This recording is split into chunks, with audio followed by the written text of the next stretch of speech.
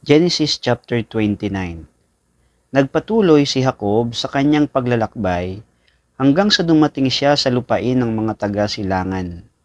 May nakita siyang isang balon ng tubig sa kaparangan. Sa paligid nito'y may 3 kawan ng mga tupang nagpapahinga, sapagkat doon pinapainom ang mga ito. Ang balon ay may takip na malaking bato, at binubuksan lamang ito kapag papainumin na ang mga tinipong kawan. Matapos painumin ang mga ito, muli nilang tinatakpan ang balon. Tinanong ni Jacob ang mga pastol na naroon, "Taga saan kayo, mga kaibigan?" "Taga Haran," tugon nila. "Kilala ba ninyo si Laban na apo ni Nahor?" Tanong niyang muli. "Oo," sagot naman nila. "Kumusta na siya?" Tanong pa niya. "Mabuti," sabi naman nila. Hayon at dumarating si Raquel, ang anak niyang dalaga. Kasama niya ang kawan ng kanyang ama. Maaga pa naman, sabi ni Jacob, "Bakit hindi ninyo painumin ang mga tupa at dalhin muna sa pastulang bago ikulong?" "Aba, hindi maaari," sagot ng mga pastol. "Ang lahat ng pastol ay kailangang narito bago buksan ang balon. Saka pa lamang kami maaaring magpainom." Nakikipag-usap pa si Jacob nang dumating si Raquel na kasama ang kawan ng kanyang ama. Nang makita ni Jacob si Raquel na kasama ang kawan ni Laban, binuksan ni Jacob ang balon at pinainom ang mga tupa. Pagkatapos, nilapitan niya ang dalaga at hinagkan. Napaiyak siya sa tuwa. Sabi niya, "Ako'y pamangkin ng iyong ama, anak ng iyong tiya Rebecca." Patakbong umuwi si Raquel at ibinalita ito sa ama. Sinalubong naman agad ni Laban ang kanyang pamangkin. Niyakap niya ito at hinagkan, saka isinama sa kanila. Nang maisalaysay ni Jacob ang lahat, sinabi sa kanya ni Laban, "Tunay na ikaw ay laman ng aking laman at dugo ng aking dugo." At doon na siya tumira sa loob ng 1 buwan. Pagkalipas ng 1 buwan, sinabi ni Laban kay Jacob, "Hindi dahil magkamag-anak tayo ay pagtatrabahuin kita ng walang bayad. Magkano bang dapat kong isweldo sa iyo?" Si Laban ay may 2 anak na dalaga. Si Leah ang nakakatanda at si Raquel naman ang nakababata. Mapungay ang mga mata ni Leah, ngunit mas maganda at kaakit-akit si Raquel. Nabighani si Jacob kay Raquel, kaya't ang sabi niya kay Laban, "Paglilingkuran ko kayo ng 7 taon para kay Raquel." Sinabi ni Laban, "Mas gusto ko ngang ikaw ang mapangasawa niya kaysa iba. Sige, dumito ka na." 7 taong naglingkod si Jacob upang mapasa kanya si Raquel. Ngunit iyon ay parang katumbas lamang ng 5 araw dahil sa laki ng kanyang pag-ibig dito. Sinabi ni Jacob kay Laban, "Dumating na po ang panahong dapat kaming makasal ng iyong anak." Naghanda ng malaki si Laban at inanyayahan ang lahat ng taga roon. Ngunit ng gabing iyon, hindi alam ni Jacob na ang pinasiping sa kanya ay si Leah, sa halip si Raquel. Ibinigay naman ni Laban kay Leah ang alipin nitong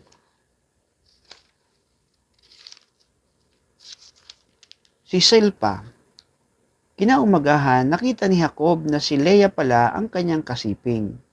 Kaya sinabi niya kay Laban, "Bakit ninyo ito ginawa sa akin? Bakit ninyo ako nilinlang? Naglingkod ako sa inyo para kay Raquel, hindi po ba?" Sumagot si Laban, "Hindi, kaugalian dito sa amin na mauna pang mag-asawa ang nakababatang kapatid. Patapusin mo muna ang sanlinggong pagdiriwang na ito at pagkatapos ay ibibigay ko sa iyo si Raquel kung maglilingkod ka sa akin ng 7 taon pa." Sumang-ayon naman si Jacob at nang matapos ang pagdiriwang, ibinigay nga sa kanya ni Laban si Raquel bilang asawa. Ibinigay rin ni Laban kay Raquel ang alipin nitong si Bilha. Sa wakas, naangkin ni Jacob si Raquel, mas mahal niya ito kay Leah. Kaya't naglingkod pa si Jacob kay Laban ng 7 taon pa. Alam ni Yahweh na si Leah ay di gaanong mahal ni Jacob, kaya't niloob niyang magkaanak na ito. Samantalang si Raquel ay baog. Lalaki ang unang anak ni Leah. Ang sabi niya, nakita ni Yahweh ang aking suliranin. Ngayon, tiyak na mamahalin ako ng aking asawa. Kaya't Ruben ang ipinangalan niya rito. Nagdalang tao siyang muli at lalaki naman ang kanyang naging anak. Kaya't kanyang sinabi, kaloob din ito sa akin ni Yahweh. Dahil narinig niyang ako'y hindi mahal ng aking asawa. Kaya tinawag naman niya itong Simeon. Muling nagdalang tao si Leah at lalaking uli ang naging anak. Sinabi niya, lalo akong mapapalapit sa aking asawa sapagkat 3 lalaki na ang aming anak. At tinawag niya itong Levi. Nagdalang tao siyang muli at lalaki pa rin ang kanyang anak. Sinabi niya, ngayoy pupurihin ko si Yahweh, kaya tinawag niya itong Huda. Pagkatapos noon, hindi na siya nagkaanak.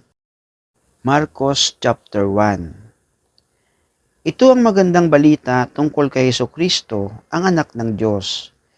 Nagsimula ito nung matupad ang isinulat ni Propeta Isaias. Narito ang sugo ko na aking ipadadalang nauuna sa inyo. Ihanda niya ang iyong daraanan. Ito ang pahayag ng isang taong sumisigaw sa ilang, ihanda ninyo ang daraanan ng Panginoon. Gumawa kayo ng tuwid na landas na kanyang lalakaran. At dumating nga sa ilang si Juan na nagbabautismo at nangaral. Sinabi niya sa mga tao, pagsisihan ninyo talikuran ang inyong mga kasalanan at pabautismo kayo upang kayo'y patawarin ng Diyos. Halos lahat ng taga-Huda at taga-Jerusalem ay pumunta kay Juan. Pinahayag nila ang kanilang mga kasalanan at sila'y binautismuhan niya sa ilog Jordan. Hinabing balahibo ng kamelyo ang damit ni Juan, at balat naman ng hayop ang kanyang sinturon.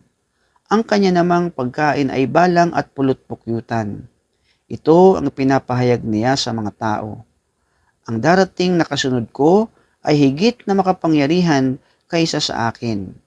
Ni hindi ako karapat-dapat yumukod at magkalas man lamang ng tali ng kanyang sandalyas.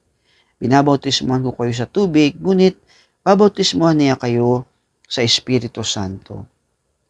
Nang panahong iyon, dumating si Jesus mula sa Nazaret sa Galilea, at siya'y binautismuhan ni Juan sa ilog Jordan.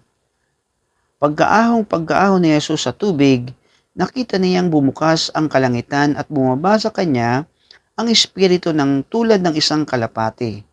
Narinig niya ang isang tinig mula sa langit at nagsasabing, ikaw ang minamahal kong anak, lubos kitang kinalulugdan. Pagkatapos, sa kapangyarihan ng Espiritu, si Jesus ay pumunta sa ilang. Nanatili siya roon ng 40 araw at doon tinukso siya ni Satanas. Doon ay may mababangis na hayop, ngunit si Jesus ay pinaglilingkuran ng mga anghel.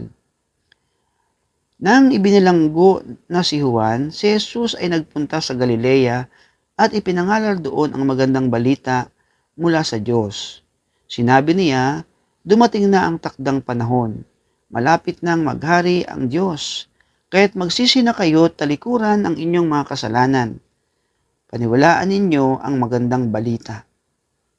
Habang naglalakad si Jesus sa tabi ng lawa ng Galilea, nakita niya ang magkapatid na Simon at Andres na nanguhuli ng isda sa pamamagitan ng lambat. Sila'y kapwa mga mangingisda. Sinabi ni Jesus sa kanila, sumunod kayo sa akin at kayo'y gagawin kong mangingisda ng mga tao. Pagkasabi niya, ito'y agad iniwan ng magkapatid ang kanilang mga lambat at sumunod sa kanya. Nagpatuloy siya sa paglalakad at sa di kalayuan ay nakita naman niya ang magkapatid na Santiago at Juan na mga anak ni Zebedeo. Sila'y nasa kanilang bangka at nag-aayos ng mga lambat. Tinawag din sila ni Jesus at sila'y sumunod din sa kanya. Iniwan nila ang bangka, sa bangka ang kanilang ama, nakasama ang kanilang mga upahang manggagawa. Nagpunta si Jesus sa Capernaum at nang sumunod na araw ng pamamahinga ay pumasok si Jesus sa sinagoga at nagturo. Namangha ang mga tao sapagkat nagtuturo siya ng may kapangyarihan, hindi tulad ng mga tagapagturo ng kautusan. Bigla namang pumasok sa sinagoga ang isang lalaking sinasapian ng masamang espiritu. Ito'y sumisigaw, "Ano ang pakay mo sa amin, Jesus na taga Nazaret? Naparito ka ba upang kami pakpuksain? Kilala kita. Ikaw ang banal na mula sa Diyos." Ngunit inutos ni Jesus sa masamang espiritu, "Tumahimik ka, lumabas ka sa kanya." Pinangisay ng masamang espiritu ang lalaki at sumisigaw itong lumalabas sa kanya. Ang lahat ay namangha kaya't sila'y nagtanungan sa isa't isa. Paanong mangyayari iyon? Ito ay isang kakaibang katuruan. Makapangyarihan niyang nautusan ang masasamang espiritu at sumusunod naman ang mga ito sa kanya. Dahil dito, mabilis na kumalat sa buong Galilea ang balita tungkol kay Jesus. Mula sa sinagoga, si Jesus kasama sina Santiago at Juan ay nagtuloy agad sa bahay ni Simon at Andres. Noon ay nakahigang nilalagnat ang biyanan ni Simon at ito'y agad niyang sinabi kay Jesus. Kaya't nilapitan ni Jesus ang babae, hinawakan ito sa kamay at ibinangon.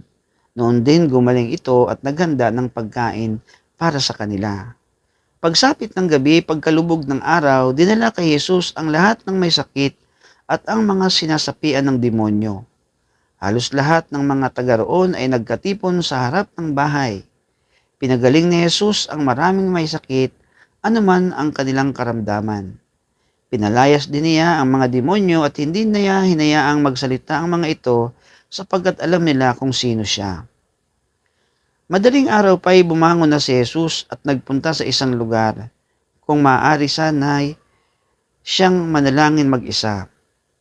Hinanap siya ni Simon at ng mga kasama nito at nang matagpuan siya ay sinabi nila, "Hinahanap po kayo ng mga tao." Ngunit sinabi niya sa kanila, "Kailangan pumunta rin tayo sa mga karatig bayan upang makapangaral ako roon. Ito ang dahilan ng pagparito ko." Nilibot ka ni Jesus ang buong Galilea, nangaral siya sa kanilang mga sinagoga at nagpalayas ng mga demonyo. Isang taong may ketong ang lumapit kay Jesus, lumuhod ito at nagmakaawa. "Kung nais po ninyo ako iyong mapapagaling at magagawang malinis." Nahabag si Jesus sa kitongin kaya't hinawakan niya ito at sinabi, "Oo, nais kong gumaling ka." Noon din nawala ang ketong ng lalaki at siya'y naging malinis. Pagkatapos, mapagbilinan agad siyang pinaalis ni Jesus at pinagsabihan ng ganito, "Huwag mong sasabihin ito kanino man. Sa halip ay magpunta ka at magpasuri sa pari, pagkatapos ay mag-alay ka ng handog para sa Diyos ayon sa iniutos ni Moses bilang patunay ng mga tao na ikaw ay magaling at malinis na." Ngunit pagkaalis ng lalaki ay kanyang ipinamalita ang nangyari sa kanya. Dahil dito, hindi na makapasok pa ng bayan si Jesus.